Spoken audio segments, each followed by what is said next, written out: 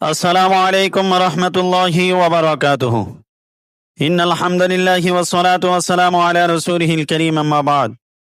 সম্মানিত বন্ধুগণ, দূরের এবং কাছের যারা আমাকে দেখছেন, সকলকে আন্তরিক মোবারকবাদ। আশা করি সকলে সুস্থ আছেন। আলহামদুলিল্লাহ, আমিও সুস্থ আছি।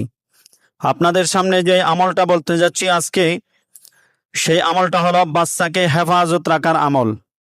আমাদের ঘরের মধ্যে ছোট ছোট বাচ্চা রয়েছে।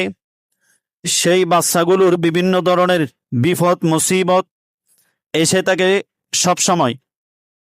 কারো জিনের সমস্যা, কারো অসুখের সমস্যা, এই ধরনের যাবতীয় বিপদ থেকে, যাবতীয় অসুস্থতা থেকে, যাবতীয় জিনের সমস্যা থেকে, শয়তানের সমস্যা থেকে সর্ব অবস্থায় বাচ্চাকে হেফাজত রাখার আমল।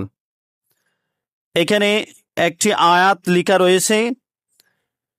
এই আয়াত যদি কাগজের মধ্যে লিখে তাবিজ বানিয়ে বাচ্চার গলায় বেঁধে দেওয়া হয়, অর্থাৎ গলায় দেওয়া হয়,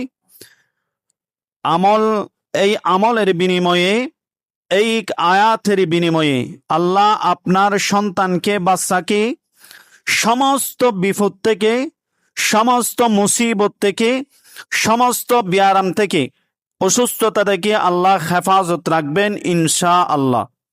সম্মানিত ভিউয়ার্স, এই ধরনের তদবির জগতের নতুন নতুন ভিডিও পাইতে রুহানিয়ত তদবির শিক্ষা কোর্স চ্যানেলটি সাবস্ক্রাইব করে পাশে থাকা বেল আইকনটি ক্লিক করে দিবেন, পরবর্তী ভিডিও যেন আপনার কাছে সর্বপ্রথম চলে যায়।